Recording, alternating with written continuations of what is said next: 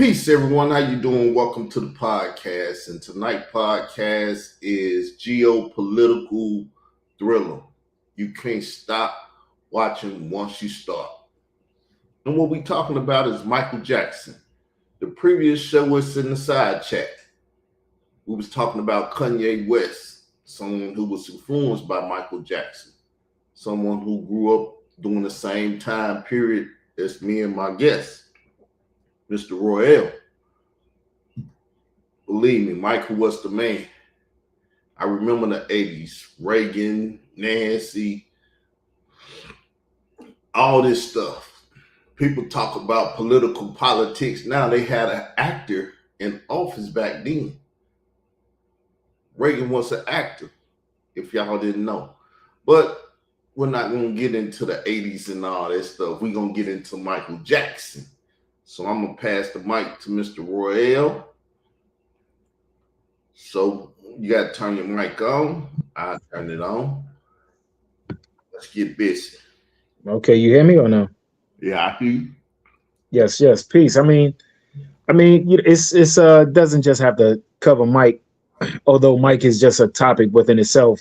So we definitely will have to make sure that conversation happens. But there's a lot happening, so we could, keep it geopolitical still and keep the thriller alive at the same time. By the conversations about everybody's expecting allegations from the movie and all of the things that was in the movie, etc. Take us to Manila, the thriller in Manila. I mean, so obviously, since we last spoke, I did see the movie, and I think they kept it as clean as possible because there was children at the theater, which was a smart move. And, a lot of adults was expecting it to be more allegations. And we didn't grow up with those allegations. Like we grew up, loving Mike as a recording artist, a performer, an entertainer. And those allegations came into play when he got older. I mean, when we were younger, it just was sleeping in a ventilator or some shit, just all type of regular weird stuff that, where he got the Wacko Jacko and created the song Leave Me Alone for other stuff he was doing. But all the allegations and all that stuff wound up happening later on. So strategically, I would say whoever's controlling the estate is doing an amazing job at making sure they have they controlling the narrative as far as at least when it comes to the commercial value of his intellectual property.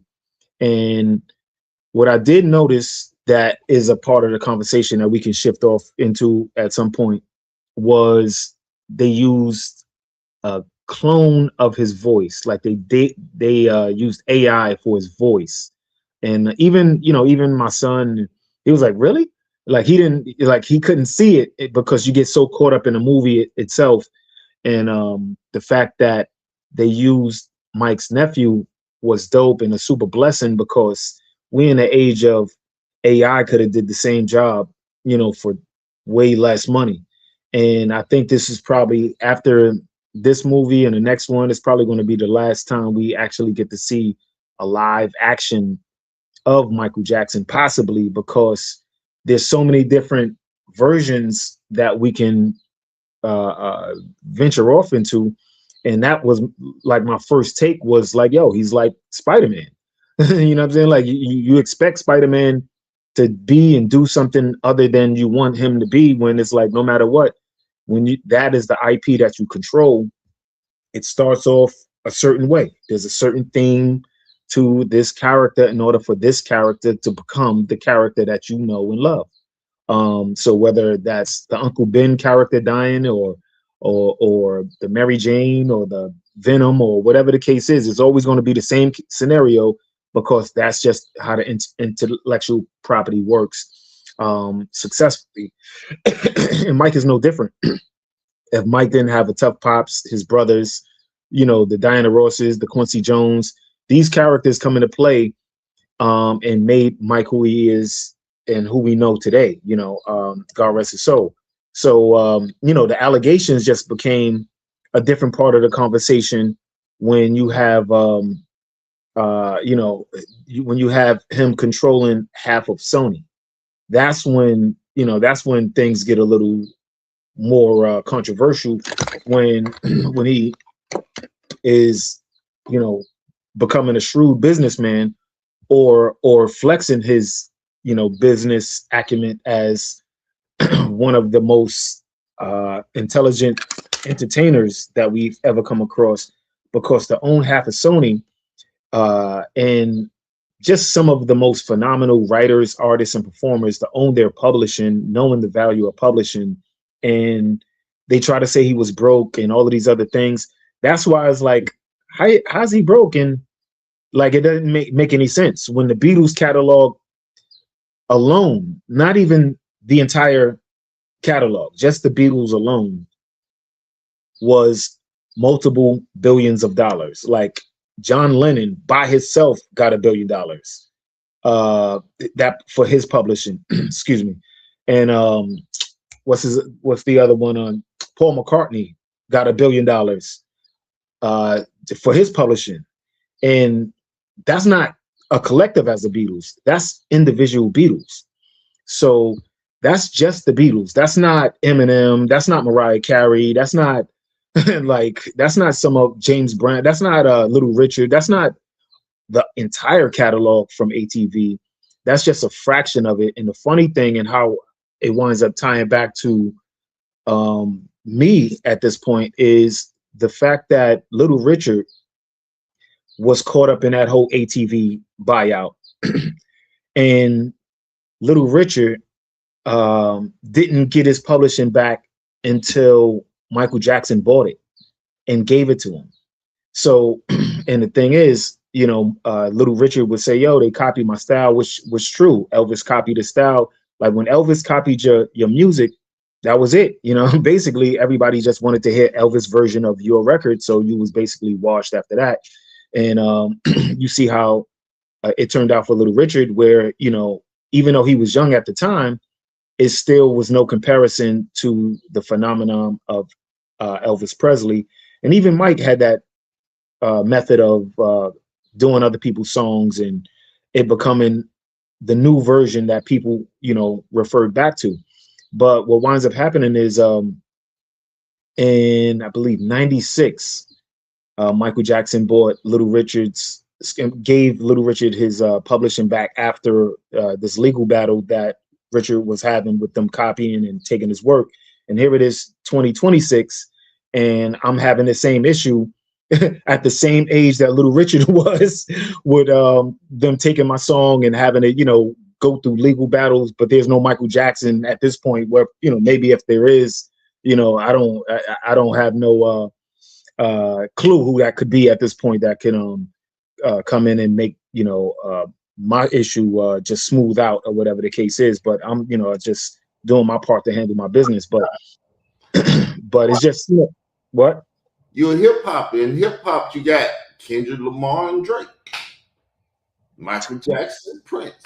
right. So and the thing is, see, I don't consider them in that space of the Michael Jackson and Prince, and that's just me as an artist. I consider them just a different kind of derivative of what music was. Like Rick James, Michael Jackson, Prince, Curtis Mayfield, Isaac Hayes, and the list goes on. But what we do as in hip hop is something where it's more based on the poet, melody, and hopefully you can get an original sound out of what we're doing today.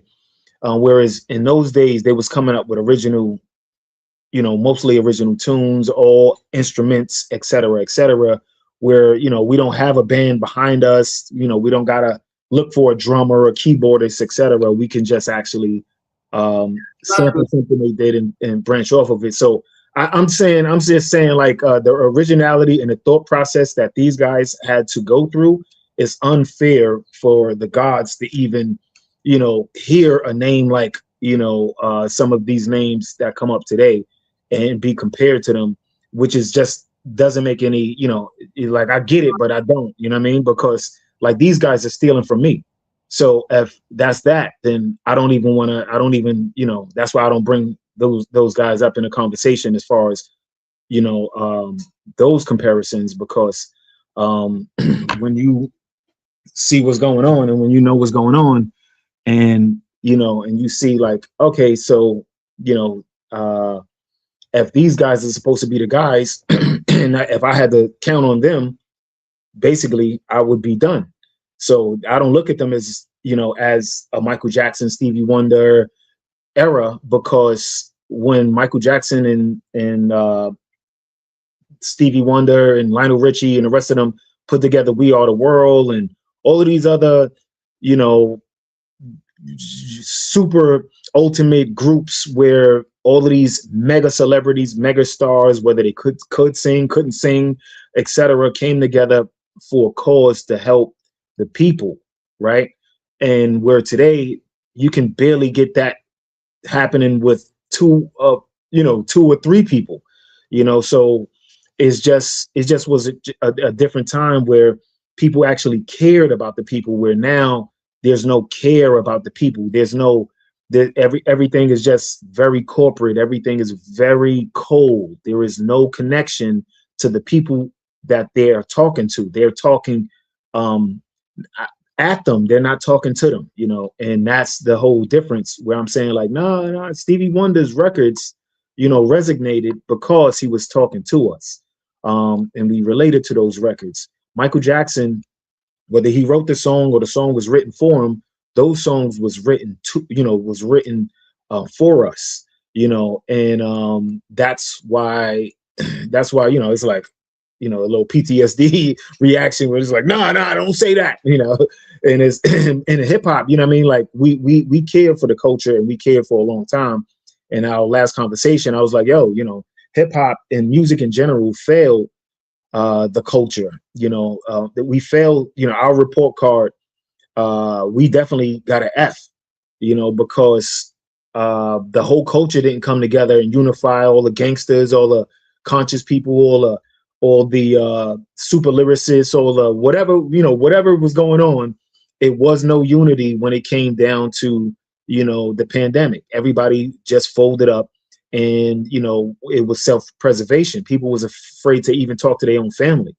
So when it comes to, my take on what these businesses and these corporations are doing, that is how I gauge reality of today. All of those artists that you bring up, they cause more problems because they was luring people into these arenas and theaters where children had to be, vaccinated to take this vaccine. Fast forward today, and from now to May 11th, Fauci is up for his Department of Justice can either lock him up for committing what you call that, perjury in Congress, right? So all of this is understanding like, yo, only a couple of years ago, all of these guys that were supposed to be so amazing, all of these corporations that's supposed to be so amazing, for us, and we need to support them. And now fast forward, we realize that was just a trap. And the guys that were leading the charge on that trap are now just supposed to walk away unpunished, because guess what? The Department of Justice isn't reliable like that. So now you got to understand, maybe that's why Trump removed his protection, removed his security service, his secret service protection, because it's like, yo, these guys in here are insane. If y'all got a problem with him, I'm gonna at least remove my people out of the equation, so it doesn't become y'all got a problem with us too. Because Fauci was with the Astors, the Vanderbilt, all of these. There's a picture of Fauci, however you pronounce his name. There's a picture of him with all of the, with these wealthy family, it's just all of them, and he's standing there with Bill Gates, and they all, and they all just standing there in this picture. And people may understand, to see that picture is maybe how you understand if nothing happens on May 11th, because they got to May 11th to prosecute him for perjury under oath, right?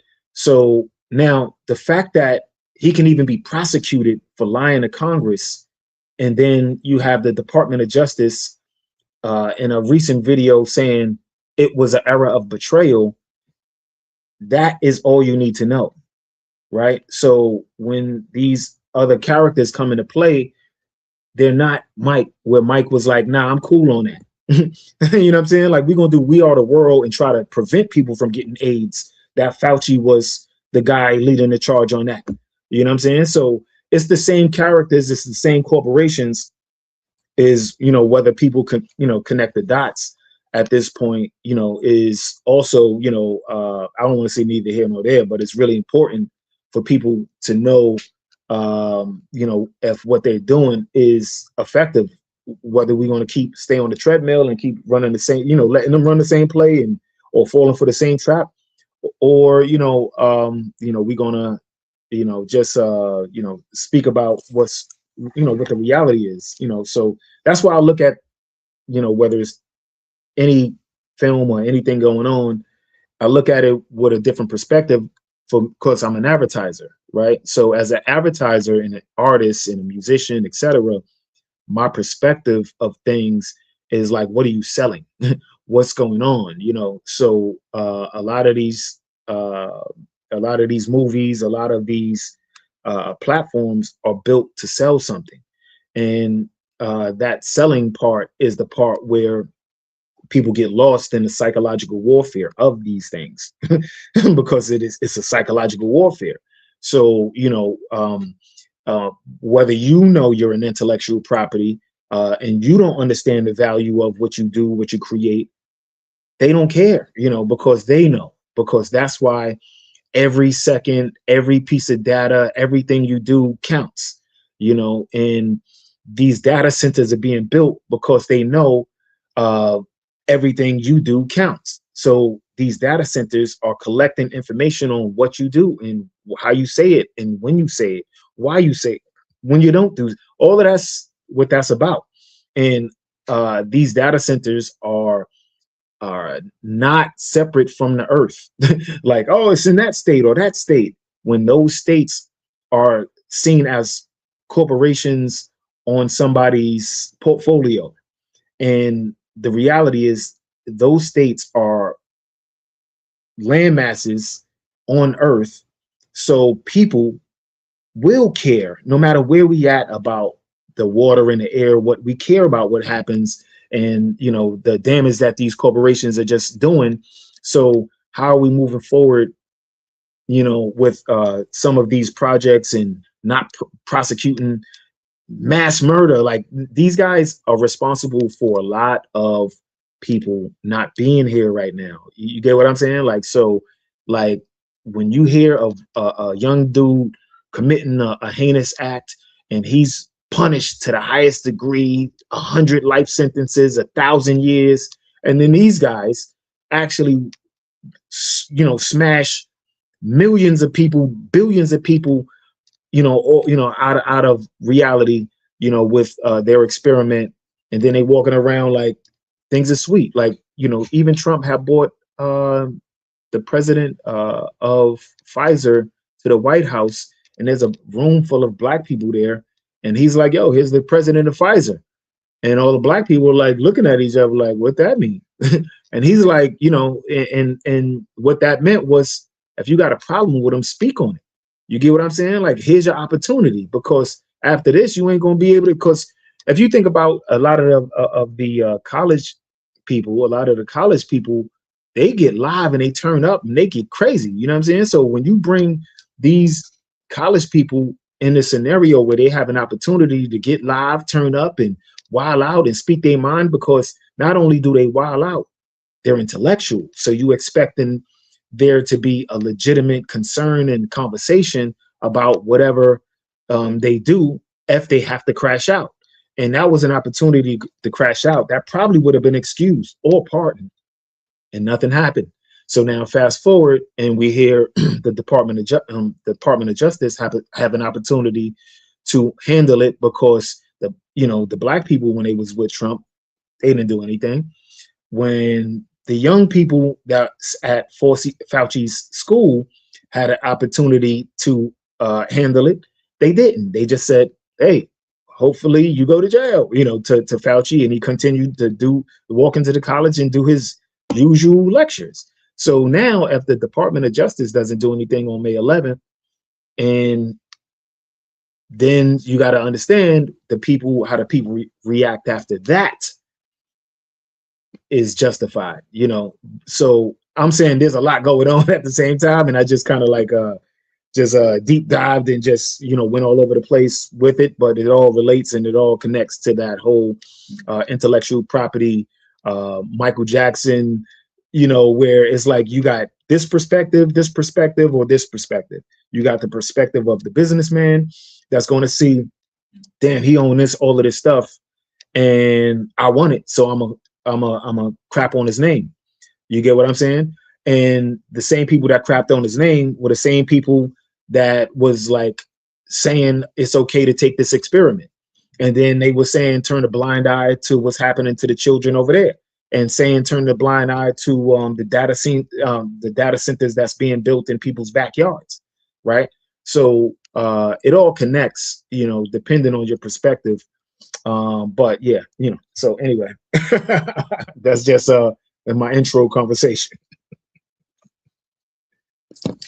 Yes, I said I don't like to mess with you. I brought up Drake and Kendrick not to steer you that way, but it went that way. It is what it is. Right.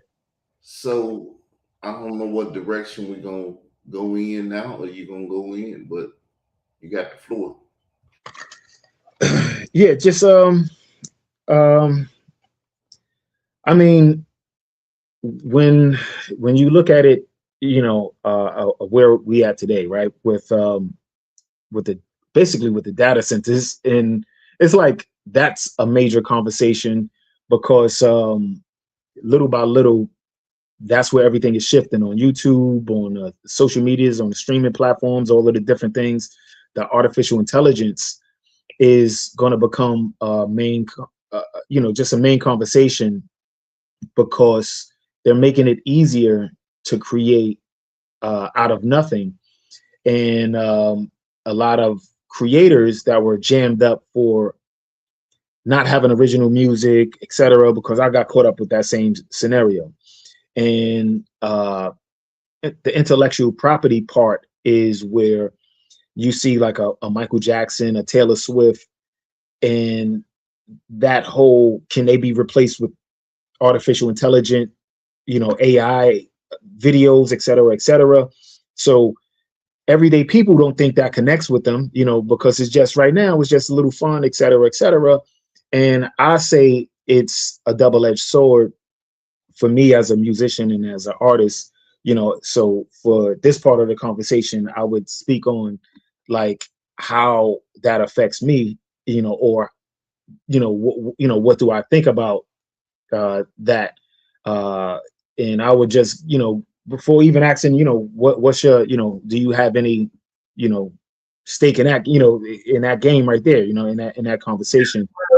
When you say intellectual property and stuff, Israel doctrine is nothing but intellectual property, and now it's digital. Yes. Creating ebooks, I'm creating courses and other things to bring to the people. Because Israel doctrine has been an entertainment platform on multiple digital platforms. I mean, Yeah. I started off like that. I got my emails, I got a Google, I got a Yahoo, I got this, I got that, so I can retain a name. Mm-hmm. I got it copyrighted, trademark, so I can keep my intellectual property. People have put my name on different channels and stuff. I'm like, hey, I got the trademark. You need to take that up off there. They took it off, so You know, a lot of people been pooping on the name, but I remain the same.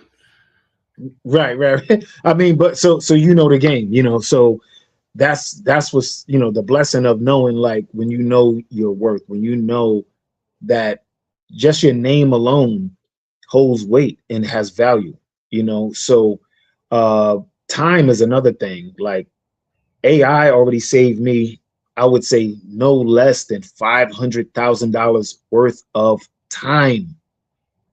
Time, right? Maybe. Business. You're a businessman. I'm a businessman. So Right. So you have to, when you have to weigh your time like that, like, yo, there's a value to, what we say and do. And imagine having to physically earn $1 million or 1.5. Like, what are you doing and how much time is that going to take? You get what I'm saying? So, when you have methods and things that can help you cut that time in half or into a fraction of the time, or save you a lot of time, period. So that's really why it's like, yo, listen, it's a double-edged sword, because when you're protecting your IP, when you're protecting your intellectual property, it's one of those things where it's so many levels and layers to life itself. And then all of a sudden, you're forced into a space where we wasn't, like, I would say basic high school doesn't really prepare you for real life like that. It's just teaching you basic fundamentals of what they think about these all school traditional. been. What's that? That's all school ever been. My mother and father, they never graduated high school. They was elder Hmm. people. So they would go to the farm and pick cotton and stuff. They didn't have a chance to get an education. Hmm. Fourth, fifth grade, it's time to go to the field. Mm. So it gave you the basis: reading, writing, arithmetic, the basis. And if you had that, you could make it, because all you had to do was go to the farm or go to the field Right. or do some physical labor. But AI in the industry today is cutting. Right, right. It's Whitney and them, they cut that out a long time ago. Say it again. Eli Whitney, the cotton gin, this, that, and they took people out the field. That's the matter with this small town. It used to be a farm town. Mm. Industry here.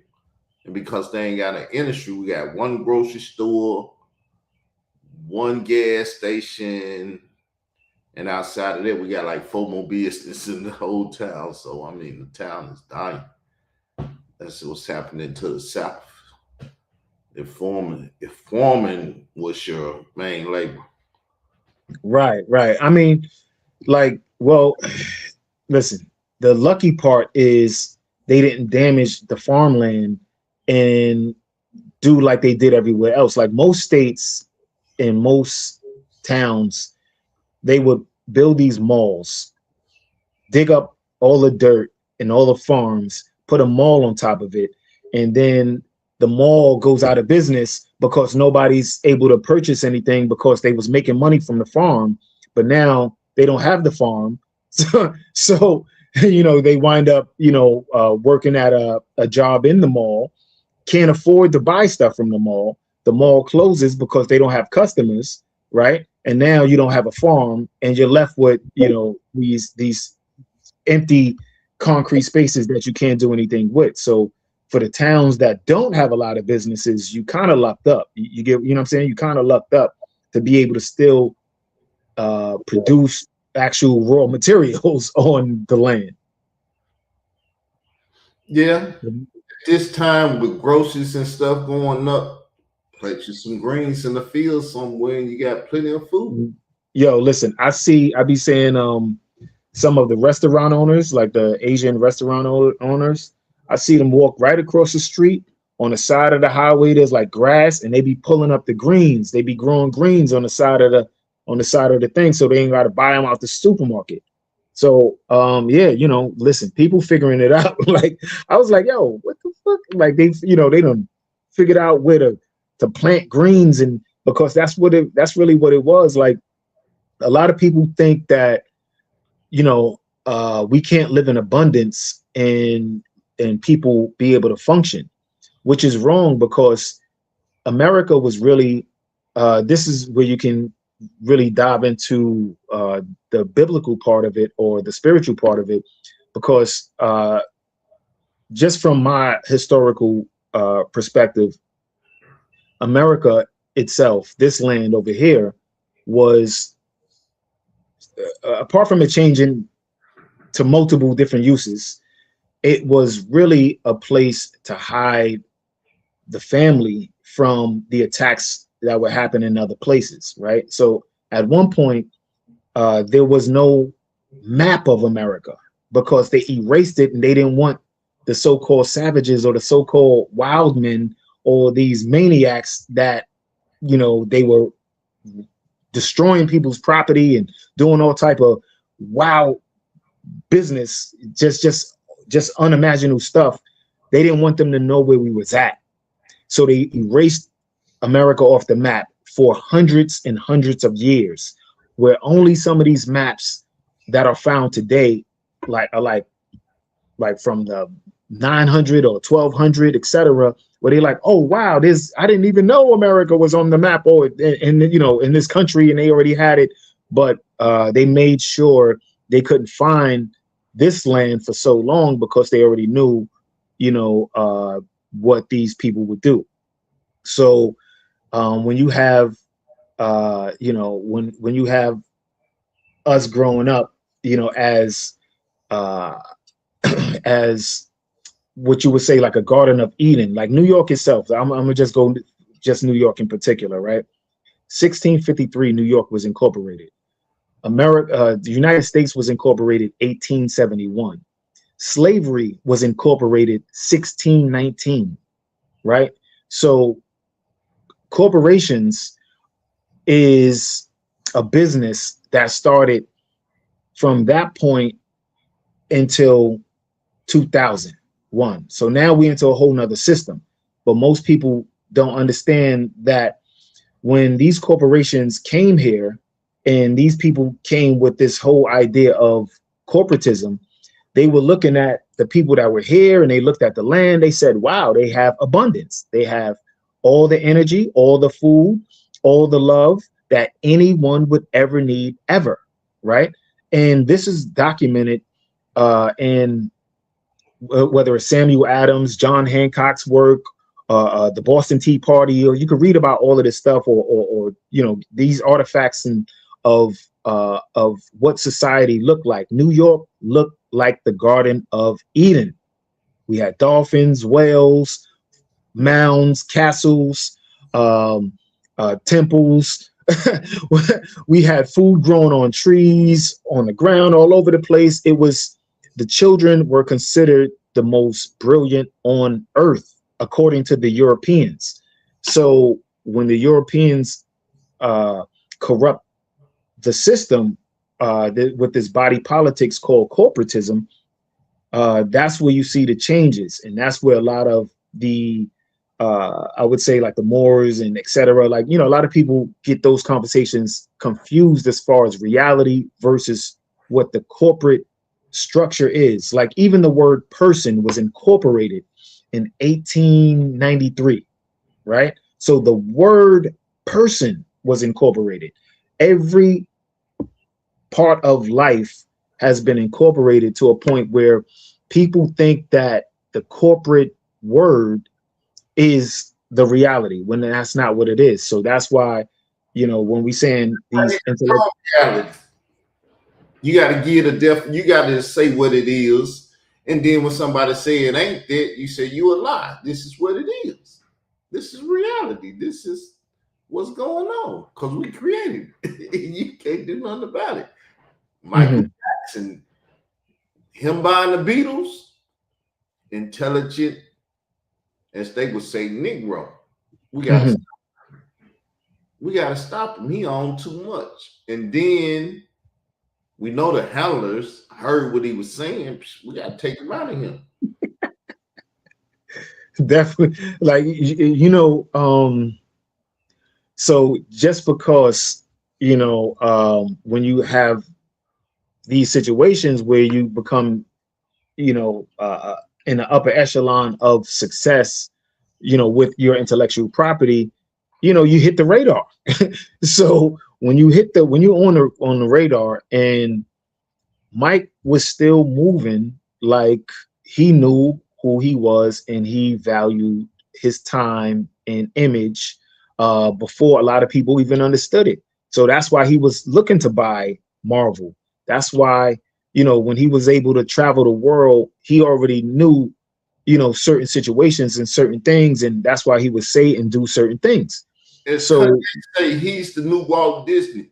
Michael was everything Kanye think he is now. Before he yeah. was, Yeah, I mean, but to be inspired, like Muhammad Ali, Michael Jackson, Warfare, like a lot of our even athletes at the time growing up, we look at them as inspiration, and those are our batteries in our back for us to say we the greatest, right? So that's where I get it from. I get it from hearing about these people, reading their stories, seeing my parents and loved ones and family and friends. never study him. Cause you study them, then you study who they study. Cause Right, right. going through the study, you say, "Oh, he watched." Cause Sugar Ray Leonard or Sugar, whatever that sugar was, so many sugars, but that Mhm. one inspired so and so, so and so. Yes, And yes. then this guy Sugar inspired. Ray Robinson, right? Sugar Ray Robinson, and then there's, Muhammad Ali's, and yeah. So yeah, before Muhammad Ali, you got the Sugar Ray Robinsons, and yeah. So we all take this inspiration, to another level, and that's weird to the people that get caught up in the system of being, media, that mediocrity has been the defining line for society, because the corporations, uh, that's how, that's basically their bottom line, to homogenize or ostracize, at the same time have a planned obsolescence for their bottom line. So that's just how corporations and corporatism operates. Right now, we're in a system called cyberism. So that's the spiritual aspect. So capitalism is the head. That's one thought. That's one. Capitalism is the head, right? So the head has one function. That's the brain in there. The main function of the head is is carrying the brain, or vice versa, and the brain make the decisions, and that's capitalism. The body has the heart, has the lungs, has the stomach, et cetera, et cetera. So the corpse, that's the body. Corporations, the body politics is all of these different functions, and they all do different things. Whereas the body had one function. When the king says this, that's what you do. So now corporatism is the body politics, right? So the new system is the spiritual system, right? And it goes back to the point where you say, okay, although you don't want to do that, but you can't help but do it because they have control of your spirit. So that's why we want to say free your mind type of thing, right? And your like the body doesn't function without the spirit. So if you can get control of the spirit, that's what the data centers are based on. The data centers are based on studying the spirit of who you are and how you function. So if they can figure that part out and transfer that into a robot that can replace you having to pay a bunch of workers, et cetera, et cetera. Now, I'm gonna just say this, like, just as an artist, I don't see myself in competition with a printing press that's hooked up to a computer, right? Just because I paint and draw, and the computer can basically see an image and duplicate it on a massive scale, I don't see that as my competition. And that's basically what AI is. AI is basically like a massive printing press hooked up to a computer. And people are like, oh my God, that's the competition. I'm like, nah, that's not the competition. That's unless you want it to be. You're going to create your own, and that's how people are trying to go in this whole data center race of creating these massive data banks so they can regulate and create their own monies and blockchains, et cetera, because they think the value is in just nothing, right? Whereas the reality is the value is the food, the air, the water, the land, right? And the communication, the love, the spirit, etc. Right? So if you don't, what's that? I was coughing.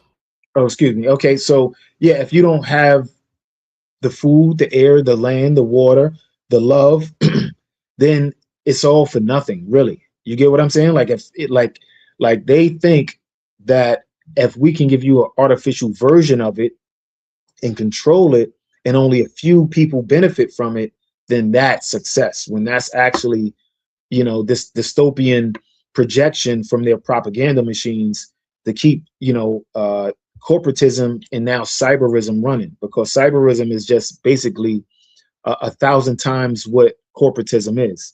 Like corporatism was 1,000 times what capitalism was. And now we're at a level where from corporatism that people are just starting to figure out. And I'm sure by the end of the year, it'll become a mainstream conversation or more of a main narrative on the Well, algorithm. you got to get into it. Since I entered this digital world and see Yeah. how it works, I can deal with it now. Yes. Yes. And the thing is, just to remember, at this point, we're basically writing history in the data centers, right? On the algorithm. We're basically creating our own story, our own narrative right now that AI is going to have to refer back to, right? So before we was just, you post up, etc. You have these conversations, but now AI is coming into play and it's learning. So as it's learning, it'll watch this whole video in a couple of seconds. Like all this talking we doing, it'll watch it in a couple of seconds, analyze the video, break down, give a summary, tell you what part you need to watch, what part you need to clip up, what part was valuable, etc., etc. And then it's going to mark it as information for somebody else to see as uh, something to help them or something they should learn or something they should know. But it becomes a part of the data centers, these artificial intelligent thought processes. So that's why it's really important about putting a certain type of information and saying certain things at this point, because everything is at its learning stage. These robots are learning. So if we don't care about each other and we don't act like we care about our land, air, water, whatever, then neither will the AI. And a lot of these businessmen don't understand that, there's nothing more valuable than being able to breathe fresh air, clean water. That's why I created a conscious community, the Israelite Christian conscious community, because the garbage that's been put out over these internets and stuff is crazy. Mm-hmm. One of my main focus is Hebrew Israelites. Mm-hmm. Where did the term come from? Y'all have no history. Y'all have no nothing. A Hebrew became an Israelite. A Hebrew also became an Ishmaelite, an Edomite, or this and that. So you haven't defined. Well, we're scholars. How are you a scholar and you don't know this? Mm-hmm. You don't know this. And then the Roman Catholic preaches this out here. Trump just said something about the Sabbath day. And most Mm-hmm. people don't even know what the Sabbath day is because they don't know what the first day of the week is. Mm-hmm. They've been told that Monday is the first day of the week because that's the first day of the work week. Mm-hmm. They created a week, a work week. And most Right. people don't know what a regular week is. They don't. I was just on Facebook, and this man is and his wife. He married a woman. Mm. And they got a video. It start off Monday, Tuesday, Wednesday, and it go to Sunday. And I was Mm. like, are y'all trying to mess up the people brain with the video? Because you didn't say what a week was correctly. Everything is incorrect. If you incorrectly put it in the data system, it's going to forever be incorrect. And we know that they got incorrect stuff out here and they done loaded it up on the intellectual properties called databases and stuff. Yeah, And the database for the next generation is messed up. mm-hmm. We got Well, to. that's definitely, a part of, the challenge, the ongoing challenge for the indigenous bunch of us, because what happens is you have the artificial intelligence is will tell you, and you have to keep it. Everything has to be as factual as possible, and I suggest people try to do their best to stay away from gossip at this point, because again, everything is about learning information. All these artificial intelligence things is learning.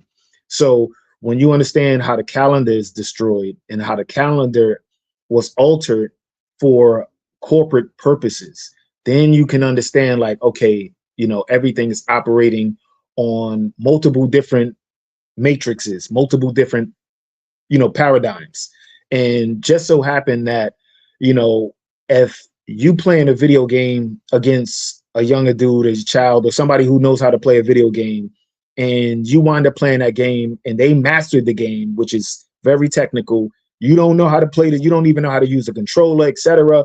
And they beat you at that game. It's not because they better than you, it's because you don't know how to play the game, because you don't know how to use the controller, you don't know the rule, whatever the case is. That's how they beat you. Because what happens is, after we graduate from high school, we wind up in these games that we were never taught the rules or how to play. And you get caught up in these private prisons, you get caught up in these institutions, and you wind up in debt for hundreds of thousands. And, at this point, most people, are disenchanted by school, and AI is making it easier to learn a lot of things. So, we have to, be realistic about, what we're dealing with moving forward. That's why I say, is sticking to the facts as much as possible, because, we're at a point where just simple information about the time of day, the year, the month, how if the year starts in April, right? That's reality. The year literally starts in April. You don't got to debate with us about it. You can actually ask AI how many times the calendar was changed, right? So if the year starts in April, right, and then the days are named, excuse me, the months are named 1, 2, 3, 4, 5, 6, 7, 8, 9, 10. What was changed? Why was it changed? Who changed it? For what purpose? And then you understand uh, from the days of the weeks to the months are also based on a corporate calendar. That corporate calendar of the first quarter, second quarter, third quarter, fourth quarter, that is the system that a lot of people confuse with regular life. So you got regular people celebrating the corporate calendar instead of celebrating the actual new year, right? So and that, again, like you said, like, it ties into, even thinking that Monday's the start of the week, when it's like, no, the Sabbath was the Saturday. You get what I'm saying? So if Sunday's is one, and so a lot of the conversations are based on messed up programming, and the toxic information that we keep passing on and trying to say that it's the culture when it's not. Humans So are the database. And when you put messed up data in the humans gonna spit out messed up data. factory. That's a fact. So that's how I look at it. I look at it like, you got to look at these data centers like children, and these, even the children are being forced to act like, they're making adult decisions and to be in adult situations when the adults are trying to be children.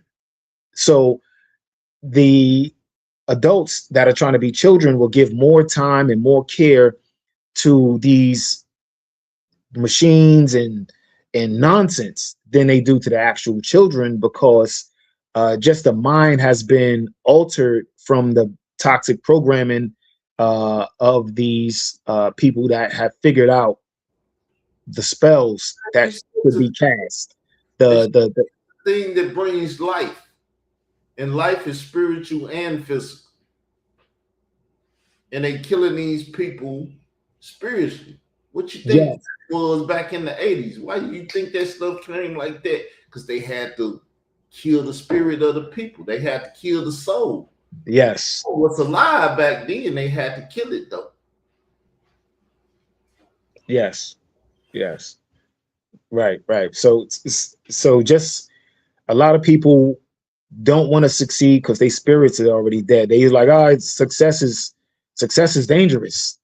Like people are scared to do good because the punishment of being successful. So the fear of success is at an all-time high, and that's why a lot of people function and as losers, because losers are actually rewarded in the system that we call culture industry. Like the culture industry finds the losers, put the losers as the winners, and everything from that point turns into, wait a minute, you're telling me I know all of this information, I do everything right, and I get punished.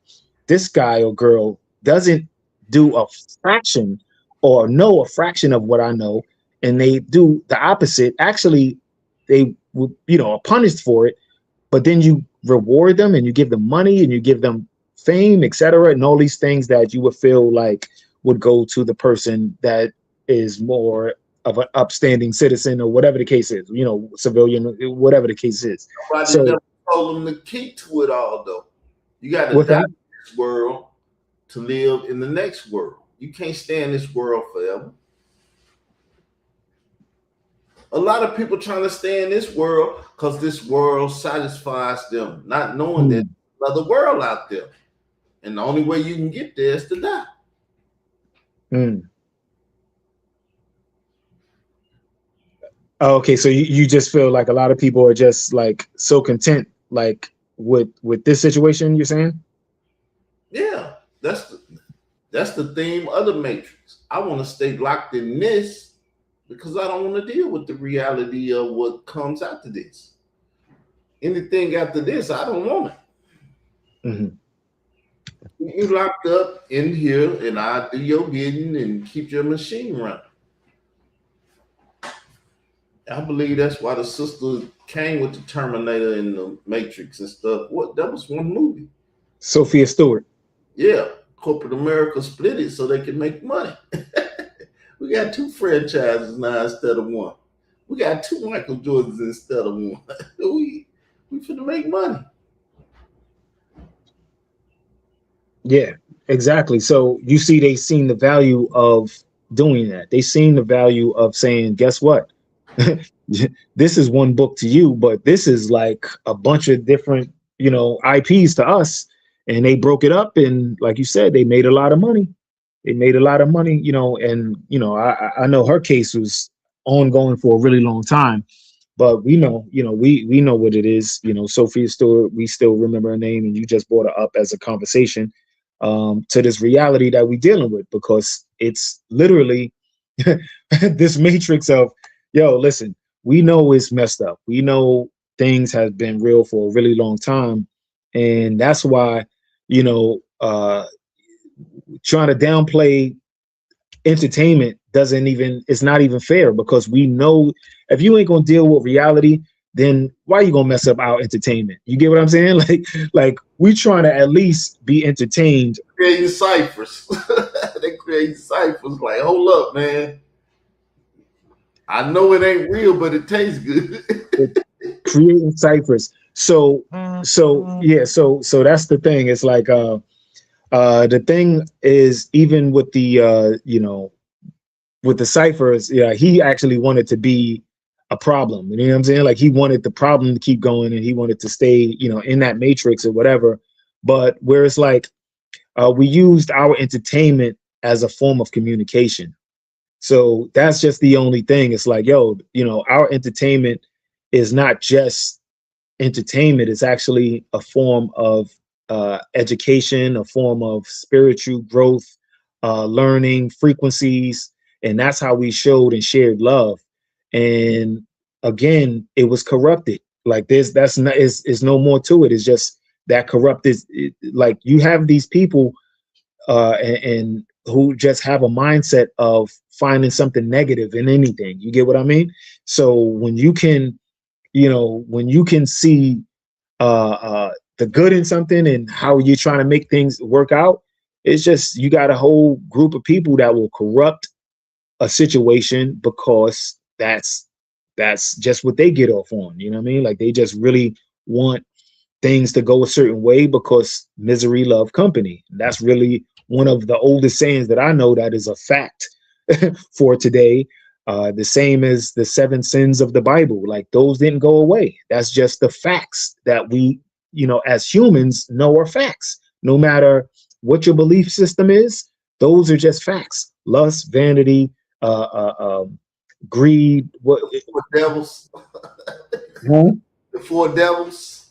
all of the 4 devils, of the 7 sins, and at the same time, the 7 chakras are to counter those, right? And there's a balancing act to know how to use those desires to push you to do the right thing. But it's to me, my personal theory of it is the ebbs and flows of life are like the ocean.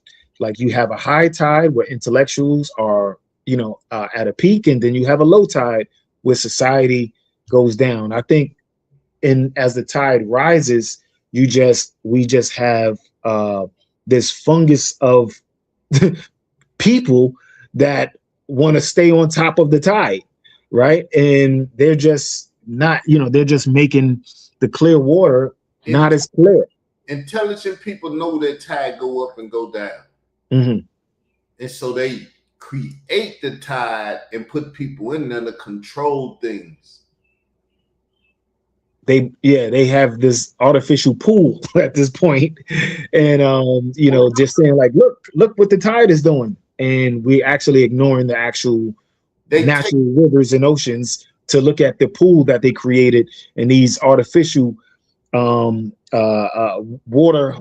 holes and wells that they created so they can control the narrative. And that stuff too. They they learn control and they have control. yes, They yes. learned it and they have it and they not giving it up. Become And, a problem and mess up their system, and you'll be gone tomorrow. well, Your whole family, the whole house, it'll be a burn spot there if you become a problem to their well, system. well, the thing is, we all considered a problem to people who are trying to reduce the population. So no matter what, even because I'm saying when you're at the bottom, you have the same problems. So what are you gonna stay at the bottom and have, just accept these problems? That's basically the cipher conversation. So for me personally, I look at it like I'd rather be one of the ones that, at least make the most out of my time by being the best version of myself. And what that means, is how I affect the next person, the next man or woman, as in helping them be the best version of themselves. So when somebody is around me struggling with cigarettes or struggling with addiction of something or whatever the case is, I do my best to help them know, like, yo, if you do this, this, and that can probably help you break that habit or change this or change that, just to better your life a little bit as much as possible. It ain't about, I'm trying to be over anybody or be anybody's, authority or whatever, but giving them an opportunity, an option to opt out of the mind games and the psychological warfare that we have this, on this ongoing battle. I tell people I don't even watch TV. I got a TV sitting right there. And I didn't unplug it because I'm like, That's the electric bill. I gotta pay for that. Yeah, yeah, yeah. That's funny. I haven't watched TV in a long time, but um, yeah, listen. I mean, other than the baby coming over, I'm like, damn, I might have to get a TV again because the baby's like, yo, I want to watch my show sometime, so like, yeah, but yeah, it's just these corporations, you have to call them out and you have to call it for what it is. And just like, the IP that you created for yourself doesn't eat or crap for you, right? Yes, it exists. Yes, it's true on paper, true in the digital world, but in reality, that's not, what makes, you breathe air. So, we care and we handle our business, but at the same time, we actually, have to live our lives accordingly.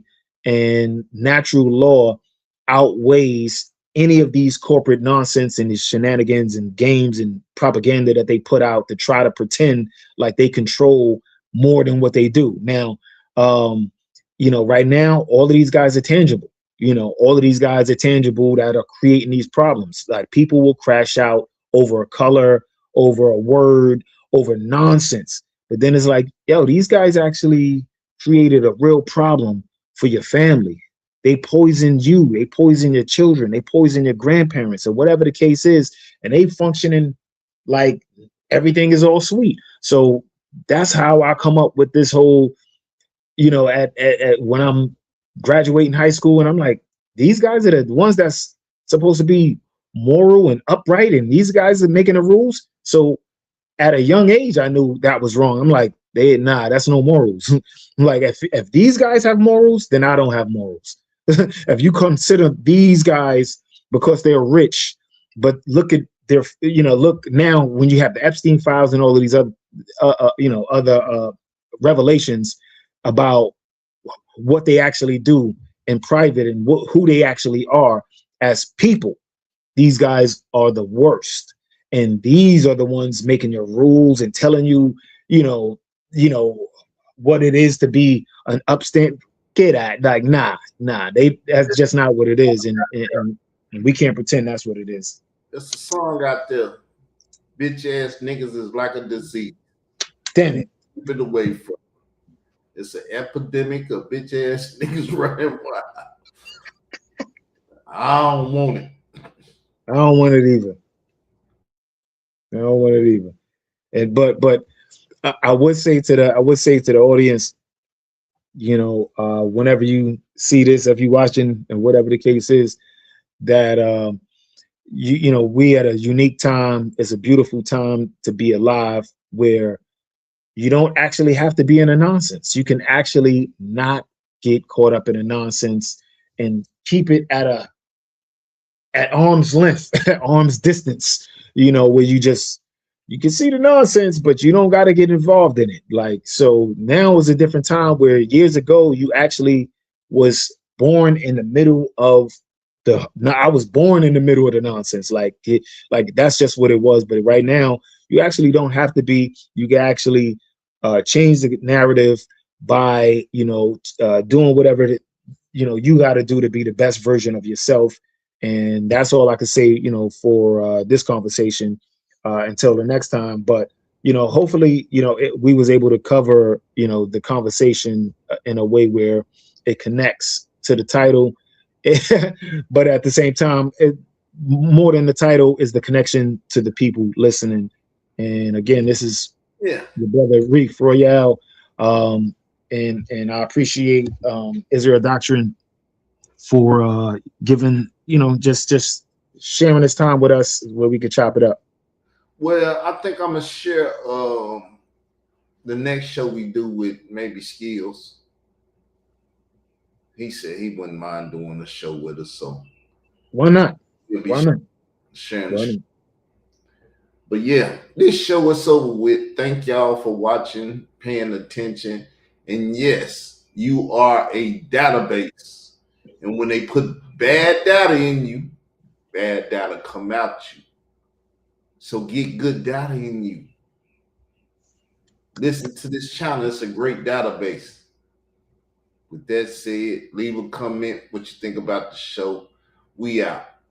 Appreciate Peace. you coming over. Peace.